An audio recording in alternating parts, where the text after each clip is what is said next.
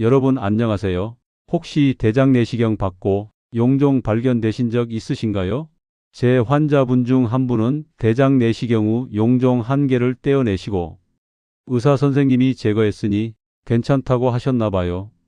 그런데 올해 초 재검사에서 용종이 2개나 생기신 거예요. 이분은 한번 떼어내면 다시는 안 생길 줄 아셨대요. 그래서 또다시 야식에 기름진 음식을 계속 드신 거죠.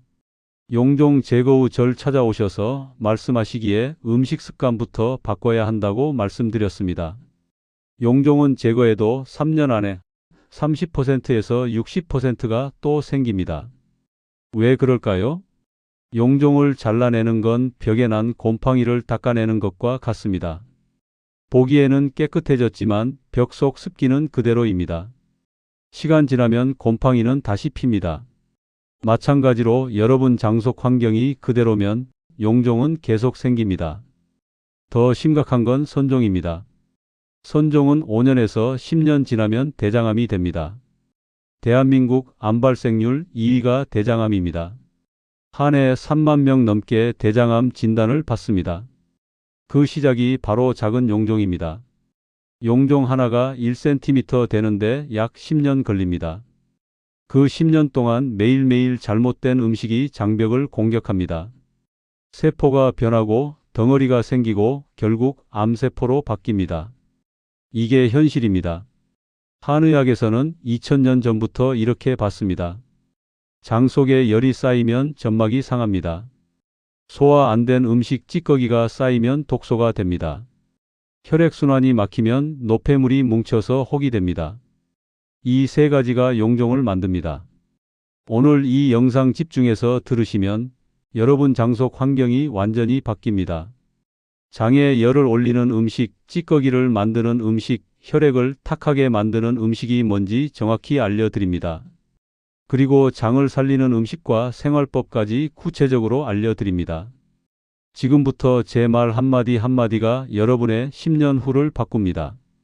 구독과 좋아요 눌러주시고 가족들에게도 꼭 공유해 주세요. 구독은 무료입니다. 시작하겠습니다. 대장암으로 가는 길은 3단계입니다. 정상세포, 용종, 선종, 그리고 암. 보통 10년에서 15년 걸립니다. 천천히 진행되기 때문에 대부분 증상이 없습니다. 배가 아프지도 않고 설사하지도 않습니다. 그냥 평범하게 살다가 어느 날 갑자기 3기, 4기 판정받습니다. 제 환자 한 분은 60대 중반이셨습니다. 건강검진 한 번도 안 받으셨어요. 배가 자주 아프다고 하시길래 내과 가보라고 했더니 대장암 3기였습니다. 수술하고 항암 치료 받으셨는데 2년 만에 돌아가셨습니다. 만약 10년 전에 내시경 한 번 받으셨으면 용종 단계에서 잡았을 겁니다. 용종은 암이 아닙니다. 하지만 암으로 가는 중간역입니다. 이 중간역에서 내리느냐, 계속 타고 가느냐는 여러분이 뭘 먹느냐에 달렸습니다. 병원은 용종만 제거해 줍니다. 하지만 용종을 만든 생활습관, 식습관은 여러분이 바꿔야 합니다. 한의학에서는 장 건강을 이렇게 봅니다. 장은 몸의 뿌리입니다. 나무가 튼튼하려면 뿌리가 튼튼해야 합니다. 뿌리가 썩으면 나무 전체가 죽습니다. 장이 망가지면 온몸이 망가집니다. 장 속 환경은 논밭과 같습니다. 논밭이 건강하면 좋은 곡식이 자랍니다. 논밭이 오염되면 잡초만 무성합니다. 여러분 장 속에 지금 무엇이 자라고 있나요? 건강한 세포입니까? 아니면 용종입니까? 장 속 온도부터 살펴봅시다. 정상적인 장은 따뜻합니다. 그런데 열이 과하게 올라가면 문제입니다. 기름진 음식, 매운 음식, 술을 많이 드시면 장 속이 뜨거워집니다. 냄비에 물 끓이면 거품 생기고 넘치듯이 장 속도 열이 올라가면 점막이 부어오르고 염증이 생깁니다. 염증이 오래가면 어떻게 될까요? 세포가 변합니다. 정상세포가 이상세포로 바뀝니다. 이게 용종의 시작입니다. 처음에는 2mm, 3mm 작은 점입니다. 하지만 계속 자극받으면 5mm, 1cm로 커집니다. 소화되지 않은 찌꺼기도 문제입니다. 고기를 많이 드시면 소화하는 데 시간이 오래 걸립니다. 장 속에서 고기가 완전히 분해되지 않으면 부패합니다. 썩는 겁니다. 썩으면서 독소가 나옵니다. 이 독소가 장벽을 자극합니다. 특히 기름기가 문제입니다. 기름은 물에 섞이지 않습니다. 장 속에서도 마찬가지입니다. 기름이 소화되지 않으면 끈적끈적한 덩어리로 변합니다. 한의학에서는 이걸 담이라고 부릅니다. 이 담이 장벽에 달라붙어서 쌓입니다. 쌓이고 쌓이면 굳어집니다. 그게 용종입니다. 혈액순환도 중요합니다. 장벽에는 무수히 많은 혈관이 있습니다. 이 혈관을 통해 영양분이 흡수되고 노폐물이 빠져나갑니다. 그런데 혈액이 탁하면 순환이 안 됩니다. 노폐물이 한 곳에 고이게 되고 고이면 결국 썩게 돼서 덩어리가 됩니다. 용종이 생기는 이유는 세 가지입니다. 장 속 열 증가, 소화 안 된 찌꺼기 축적, 혈액순환 장애. 이 세 가지를 만드는 게 바로 음식입니다. 지금부터 어떤 음식이 이 세 가지를 만드는지 정확히 알려드립니다. 튀김 드시면 장 속 온도가 급격히 올라갑니다. 180도, 200도 기름에 튀긴 음식은 그 자체가 열덩어리입니다. 이게 장 속으로 들어가면 열이 확 올라갑니다. 젊을 때는 괜찮습니다. 소화 기능이 좋아서 열을 빨리 식힙니다. 하지만 60대, 70대 되면 소화력이 약해집니다. 열을 처리 못하고 결국 그대로 쌓이게 됩니다. 더 큰 문제는 산패된 기름입니다. 치킨집이나 분식집에서 같은 기름을 여러 번 씁니다. 한 번 쓴 기름, 두 번 쓴 기름, 그렇게 여러 번 쓰게 된 기름은 색깔이 검게 변합니다. 이 기름은 독성이 강합니다. 한의학에서는 이런 기름을 부정한 기운이라고 봅니다. 몸에 들어가면 정상세포를 공격합니다. 치킨 한 마리에 기름이 얼마나 들어갈까요? 거의 100g입니다. 이 기름이 장 속에서 소화되려면 6시간에서 8시간 걸립니다. 그 긴 시간 동안 장은 계속 열을 받습니다. 점막이 자극받습니다. 한 달에 한 번 정도면 괜찮습니다. 하지만 일주일에 두세 번 드시면 장이 견디지 못합니다. 전, 부침개도 마찬가지입니다. 프라이팬에 기름 두르고 지지는 음식입니다. 김치전, 파전, 동그랑땡 맛있습니다. 하지만 용종 있으신 분들은 끊으셔야 합니다. 명절에 전 부치실 때 기름 냄새 맡으면 속 더부룩하시죠? 그게 신호입니다. 몸이 거부하는 겁니다. 볶음 요리도 조심하셔야 합니다. 기름에 볶는 음식은 열이 높습니다. 특히 중국집 음식이 그렇습니다. 짬뽕, 짜장면, 볶음밥 전부 기름에 볶습니다. 불을 세게 해서 빨리 볶기 때문에 기름이 타면서 연기가 납니다. 그 연기 속에 발암물질이 있는 겁니다. 구운 고기, 특히 삼겹살이 문제입니다. 직화구이는 고기에 직접 불꽃이 닿습니다. 기름이 떨어져서 연기가 올라오고 그 연기가 고기에 다시 올라붙습니다. 이게 가장 위험합니다. 발암물질이 직접 생성됩니다. 고기가 타는 부분 보셨죠? 검게 탄 부분, 바삭바삭한 부분, 그게 제일 맛있습니다. 하지만 그 부분이 가장 나쁩니다. 한의학에서는 탄 음식을 화독이라고 부릅니다. 불의 독입니다. 세포를 직접 공격하는 거예요. 붉은 고기 자체도 문제입니다. 소고기, 돼지고기, 양고기, 이런 붉은 고기는 혈액을 탁하게 만듭니다. 고기의 지방이 혈관에 쌓입니다. 혈액이 끈적해지고 순환이 안 됩니다. 장벽의 혈관도 막히면서 노폐물이 빠져나가질 못하게 되는 겁니다. 일주일에 붉은 고기를 500g 이상 드시면 대장암 위험이 18%나 올라갑니다. 이건 세계보건기구 자료입니다. 500g이면 삼겹살 두세 번입니다. 생각보다 작죠? 고기 좋아하시는 분들은 일주일에 그것보다 훨씬 많이 드십니다. 그럼 고기를 아예 먹지 말아야 할까요? 아닙니다. 방법을 바꾸시면 됩니다. 구워 먹지 마시고 삶아 드세요. 수육이 훨씬 낫습니다. 삶으면 기름이 빠져나가 열도 덜 생기게 됩니다. 장에 부담이 덜 가게 되는 거예요. 가공육은 더 심각합니다. 햄, 소시지, 베이컨 이런 제품들은 세계보건기구가 1급 발암물질로 지정했습니다. 담배와 같은 등급입니다. 매일 50g씩만 드셔도 대장암 위험이 18% 올라갑니다. 50g이면 햄 두세 장입니다. 왜 이렇게 위험할까요? 가공육에는 방부제가 들어갑니다. 아질산나트륨, 질산나트륨 이런 화학물질이 들어가는 거예요. 이게 장 속에서 발암물질로 변합니다. 장벽을 직접 공격하고 정상세포를 암세포로 바꿉니다. 소금도 문제입니다. 가공육은 짜고 간이 세게 배어 있어요. 짠 음식은 신장을 상하게 합니다. 한의학에서는 신장이 약해지면 장으로 열이 내려간다고 봅니다. 이 열이 장벽을 자극합니다. 장 속에는 수백조 개의 미생물이 살고 있습니다. 좋은 균과 나쁜 균이 균형을 이루고 있습니다. 가공육을 드시면 이 균형이 무너집니다. 좋은 균이 죽고 나쁜 균이 늘어납니다. 나쁜 균은 독소를 만듭니다. 이 독소가 장을 썩게 합니다. 아침에 햄에 계란 후라이 드시는 분들 많으실 겁니다. 라면에 햄 넣어 드시는 분들도 계실 겁니다. 김밥이나 샌드위치에도 햄이 들어가죠. 우리가 생각하는 것보다 훨씬 많이 먹고 있습니다. 이제 끊으셔야 합니다. 설탕이 소화 기능을 약하게 만듭니다. 단 음식을 드시면 혀는 기쁩니다. 하지만 위와 장은 힘들어합니다. 소화 효소가 제대로 나오지 않습니다. 음식이 완전히 분해되지 않습니다.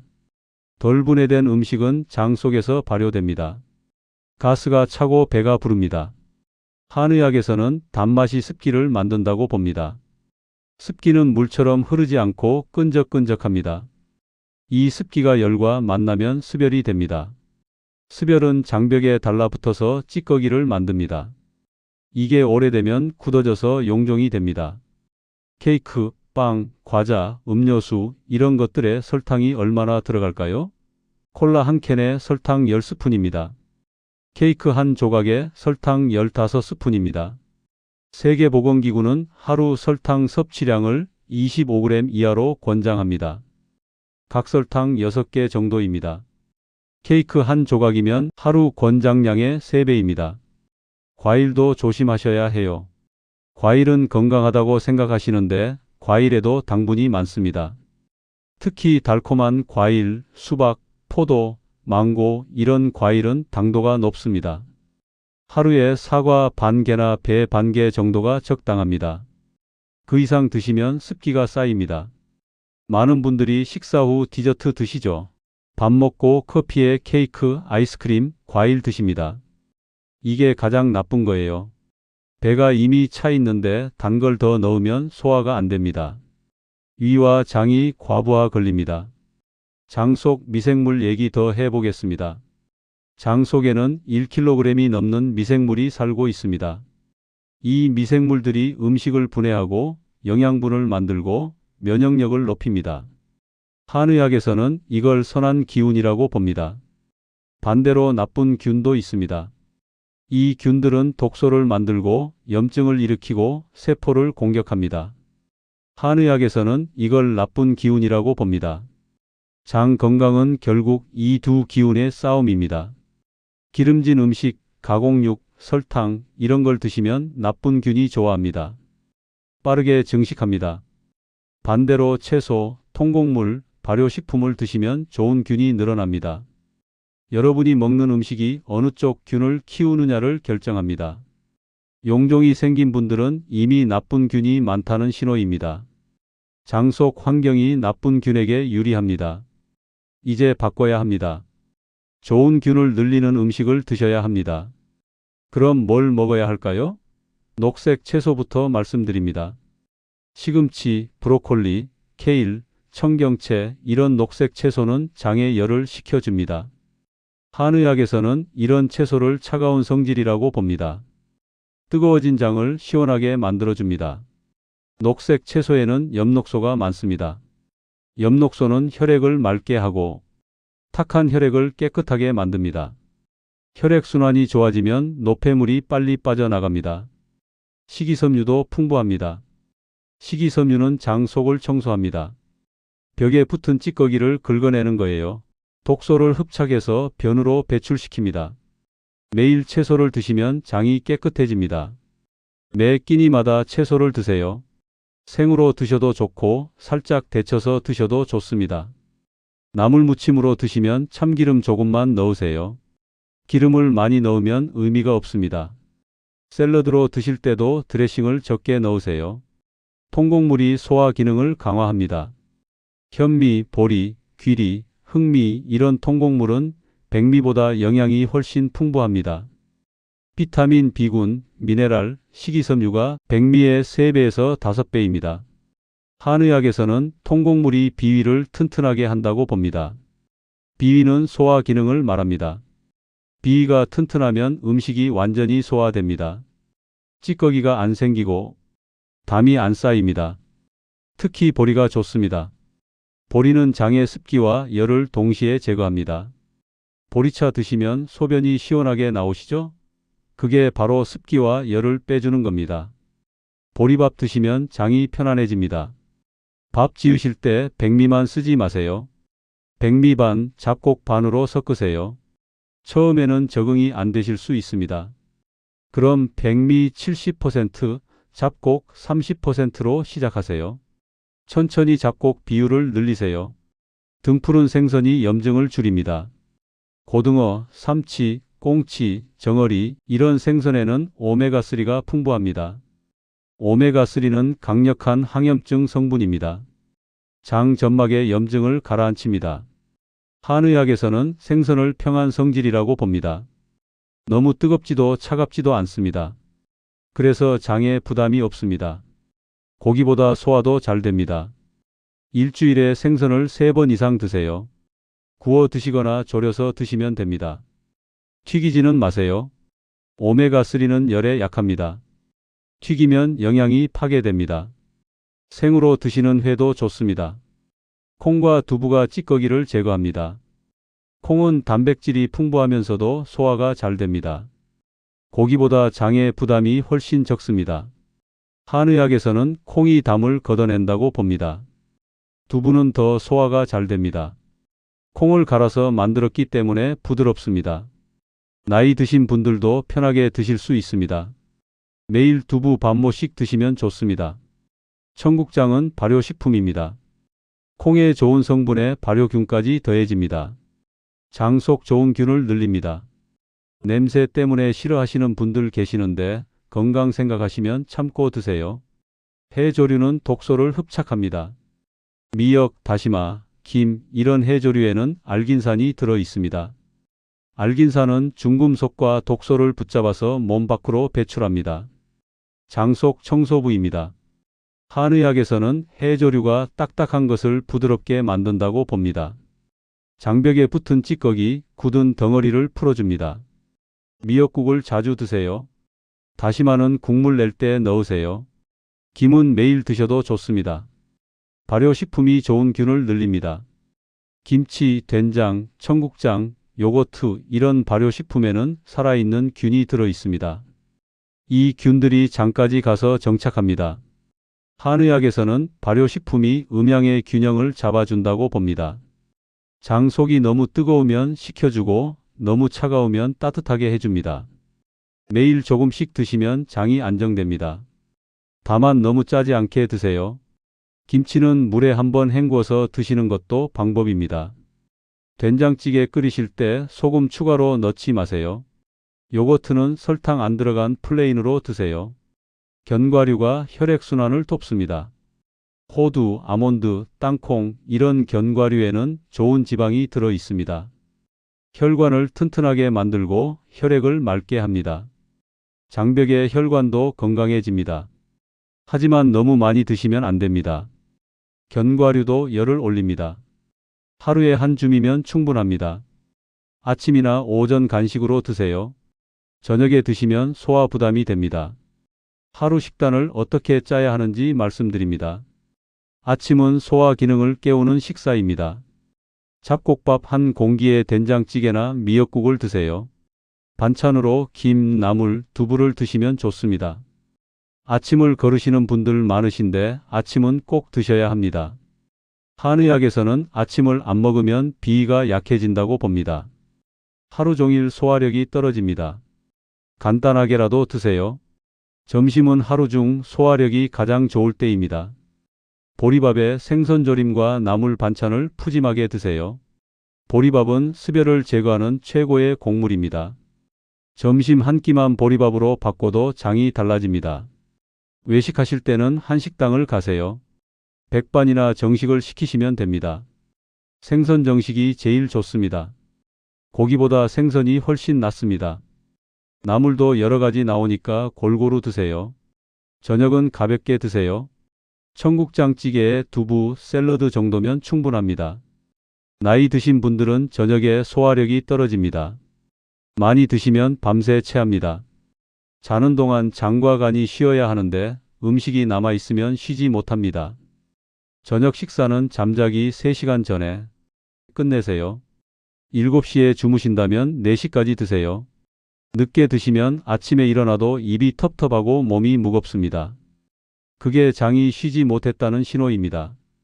간식으로는 사과 반 개나 배 반 개를 드세요. 요거트도 좋습니다. 플레인 요거트에 견과류 조금 넣어서 드시면 영양도 좋고 배도 부릅니다. 과자나 빵은 이제 끊으세요. 외식할 때 메뉴 선택이 중요합니다.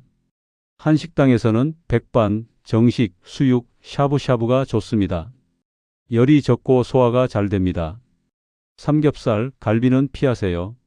구운 고기는 열독이 강합니다. 치킨, 돈가스, 피자, 햄버거는 완전히 끊으세요. 이런 음식들은 장을 직접 공격합니다. 한번 드시면 3일 동안 장이 회복 못합니다. 젊을 때는 괜찮았지만 이제는 안 됩니다. 중식당에서는 짬뽕이나 탕수육보다 잡채밥이 낫습니다. 기름이 적고 채소가 많습니다. 일식당에서는 생선구이 정식이 좋습니다. 회도 괜찮습니다. 하지만 튀김은 빼세요. 후식시키지 마세요. 커피 드시더라도 설탕 안 넣고 드세요. 아메리카노가 제일 무난합니다. 식사 후 바로 단 걸 드시면 소화에 방해됩니다. 장보기도 전략이 필요합니다. 마트 가시면 먼저 채소 코너로 가세요. 녹색 채소를 많이 사세요. 시금치, 브로콜리, 케일, 상추 이런 걸로 장바구니를 채우세요. 그 다음 곡물 코너로 가세요. 현미, 보리, 귀리를 사세요. 그 다음 생선, 두부, 해조류를 사세요. 이 순서대로 장을 보면 건강한 재료로 장바구니가 채워집니다. 가공식품 코너는 아예 가지 마세요. 라면, 과자, 빵, 가공육 이런 것들이 가득한 곳입니다. 눈에 안 보이면 사고 싶지 않습니다. 냉동식품도 조심하세요. 냉동 만두, 냉동 피자, 편의식품 이런 것들에도 첨가물이 많습니다. 신선한 재료를 사서 직접 만들어 드시는 게 제일 좋습니다. 생활 습관도 중요합니다. 매일 30분 걷기부터 시작하세요. 걷기는 혈액순환을 돕습니다. 장 운동도 활발해집니다. 걸으면서 땀이 나면 독소도 빠져나갑니다. 아침에 걸으시거나 저녁에 걸으세요. 빨리 걸을 필요 없습니다. 편안하게 걸으시면 됩니다. 숨이 차지 않을 정도, 옆 사람과 대화할 수 있을 정도면 적당합니다. 스트레스를 줄이세요. 스트레스 받으면 한의학에서 말하는 간기운이 막힙니다. 간기운이 막히면 장으로 열이 내려갑니다. 화내지 마시고 마음 편하게 사세요. 명상이나 심호흡이 도움됩니다. 하루에 10분만 조용히 앉아서 숨 쉬세요. 깊게 들이쉬고 천천히 내쉬세요. 마음이 편안해지면 몸도 편안해집니다. 잠을 잘 자야 합니다. 밤 11시부터 새벽 3시까지가 간과 장이 회복되는 시간입니다. 이 시간에 깊이 주무셔야 합니다. 최소 7시간은 주무세요. 늦게까지 텔레비전 보지 마세요. 스마트폰도 10시 이후에는 보지 마세요. 빛이 수면을 방해합니다. 방을 어둡게 하고 편안하게 주무세요. 아침 배변 습관을 만드세요. 아침에 일어나서 물 한 컵 드시고 화장실에 가세요.